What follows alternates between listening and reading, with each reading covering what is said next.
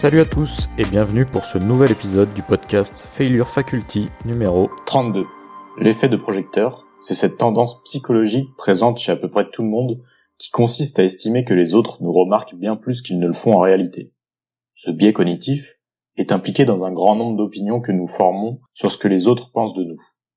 En soi, tu es le centre de ton propre monde, ce qui te crée des habitudes de pensée tenaces qui instiguent l'effet de projecteur. L'expérience de Gilovich et Savitsky a illustré la réalité de l'effet de projecteur. Elle a consisté à faire porter aux cobayes des t-shirts à messages et à les interroger quelques heures après sur le nombre de personnes, parmi celles qu'ils avaient croisées, qui se souvenaient de la nature du message.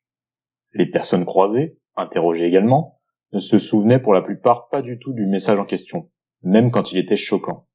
Les cobayes, en revanche, étaient sûrs que beaucoup de gens avaient remarqué le t-shirt et qu'ils se souviendraient du message. Nous avons un penchant à penser que parce que nous avons quelque chose coincé entre les dents, ou que nous portons une tenue particulière, alors tout le monde le remarquera et nous jugera. En gros, c'est notre capacité à se sentir remarqué par les autres davantage que cela ne se passe vraiment. Alors qu'en vérité, les gens s'en moquent plutôt de nous, bien trop occupés à penser d'abord à leur propre nombril ou cette sensation d'être jugé continuellement.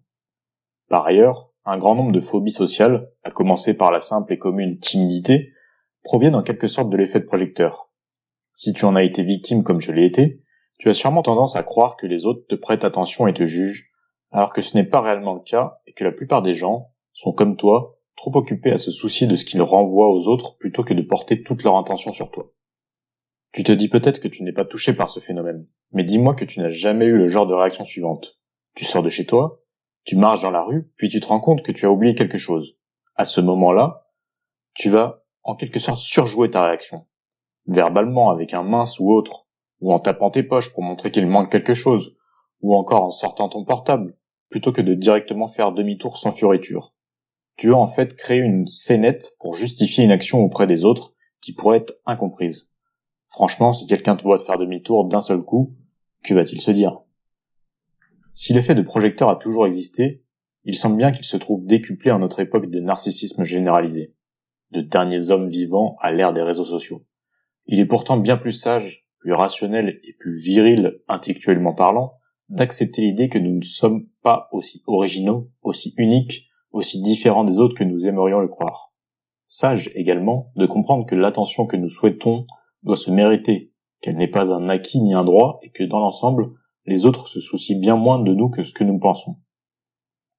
C'est ici que le conseil bien connu du « sois toi-même » prend encore plus de sens. Ce n'est pas la peine de jouer un rôle pour essayer de plaire aux autres, surtout qu'en général, on aura aussi de l'attirance dans quelqu'un qui nous ressemble, dans le sens qu'il possède lui aussi ses failles, plutôt qu'une personne qui se veut parfaite.